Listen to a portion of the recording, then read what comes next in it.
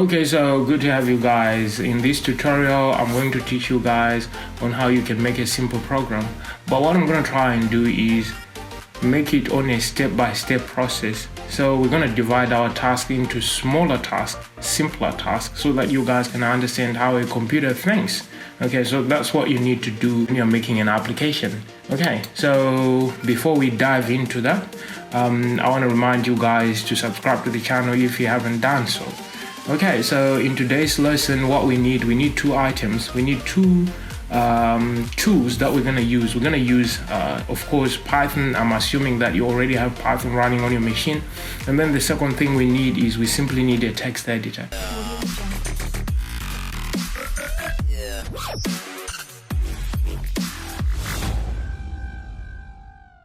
So I'm going to leave a link in the description. You can access these tools that I'm using today. Okay, so let's get into the business of today. The business of today is we need to make a program that calculates factors of a number. So we need clarity on what we need to achieve. So that's what we need to achieve. We need to a program where we can pass in a number and then it calculates the factors of that number. So the first thing we need to understand is what is a factor of a number. A factor of a number is a number that can divide into that number, a larger number, leaving no remainder. Okay, so it has to be a whole number that can divide into a larger number, leaving no remainder. So we need to write down the construct that we need to be using. All right, so what I'm going to do is I'll explain as we go. Okay, so the first thing we want to do is to define a function. So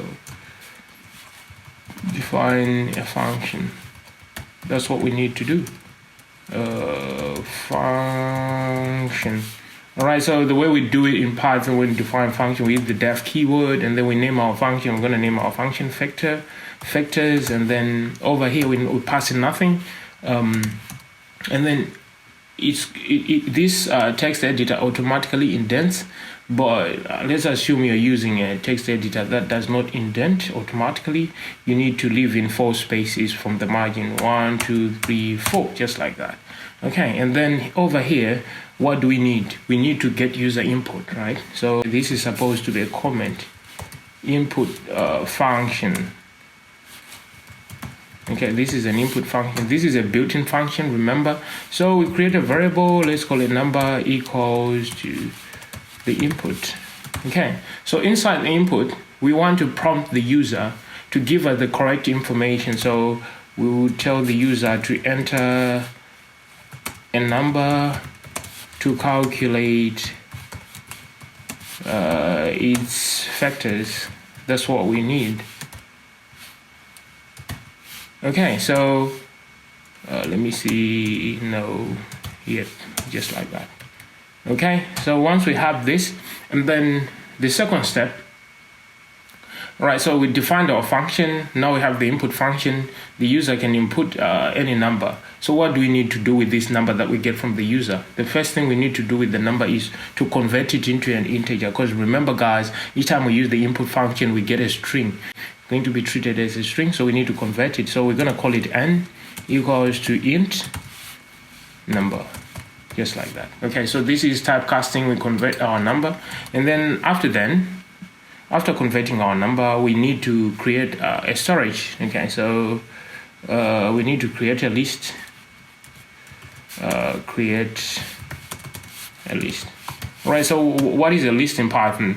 A list is a way to store multiple values into one variable. So we're going to call that storage. So why would we need a list called storage? We're going to call it an empty list. We just pass in an empty list. Why would we need an empty list? So that when we calculate the factors of a given number, we store them in this storage. Okay, so that's why we need an empty list. And then after this list, now we can loop through this number. Okay, that range between 1 and that given number. So let's say we get 10, we're going to loop between 1 and 10. So we're going to check whether there's a number that can divide into 10, leaving no remainder. So that's what we need. So we need a for loop. Okay, so we're going to say for x in range. The range is going to be 1 because we're going to start from 1, and then n plus 1. It then loops through between 1 and 10. If we get 20, it's going to loop through between 1 and 20, because it's going to give us 21 here. And so between 1 and 21 is going to loop 1 and 20. All right, after we loop through, when we are looping through our numbers or our range, what do we need to check? We're going to use an if statement. Okay, so this is a conditional statement. If n, modulo x is equal to 0. So this now confirms that if a number divides into a number giving us no remainder, this becomes a factor. So that's what we are doing here. So if this number can divide into the given number, leaving no remainder, if that is true, what do we need to do? We need storage. We need this list up here, to append that number that would have gotten here, that x. Okay. And then finally, after we finish that, we need to return the list. We need to return that list that we get. Okay, so this is what we have done. This is what you need to do. You look through over each and every step. So that's how a computer works. A computer breaks down its task into smaller tasks, and there is need for clarity on those tasks. Okay, on those tasks you need to be clear on what you're trying to achieve. This is what we're trying to achieve. We get a number from the user, we convert that number, and then we create an empty list, a storage where we're going to store the multiples, the factors, and then here we loop through the range between 1 and that given number that we get from the user, and then we check if there is any number between that range which can be divided into that number, leaving no remainder. If there is such a number, we need it to be appended into this list here, and then once we have that list, we're going to return that list. Right, so we can check whether this is working. All right, so we call print here. We now call the function factors. All right, so this is a function, so we need to put in the parentheses like this. Okay, so I can save this. Once I save this, I can run it in our this is our terminal. I'm using the git bash terminal.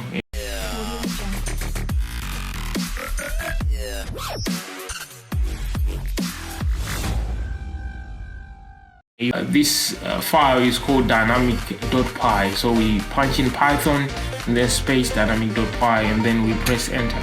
Okay, so as you guys can see, this is what is behind the scenes, and this is what our user will see. Okay, our user will see enter a number to calculate its factors, enter a number to calculate its factors. So if the user passes in a 10 and then they press enter, they will have their results calculated. They will get their results here. They'll get 1, 2, 5, and 10. All right, if they run it again, boom, enter a number to calculate its factors. Let's say they pass in 23. We want to check. They press enter, they get 1 and 23. Okay, so you have to be clear. So you are thinking as a programmer, and then at the same time you also want to be the user of your program. Okay, so behind the scenes, this is what happened. This is the logic of your program, and over here, this is what your user sees over here. Right, the user just sees this line, enter a number to calculate its factor. They don't get to see what's happening behind the scenes. So you have to understand what's happening behind the scenes if you want to become a good programmer. So this is what we have done today. I hope you guys have learned something over here. If you have any comments, suggestions, leave them in the comment section. And also remember to subscribe to the channel. All right, I want to thank you for your time. I hope to see you in our next video. I am out. See you.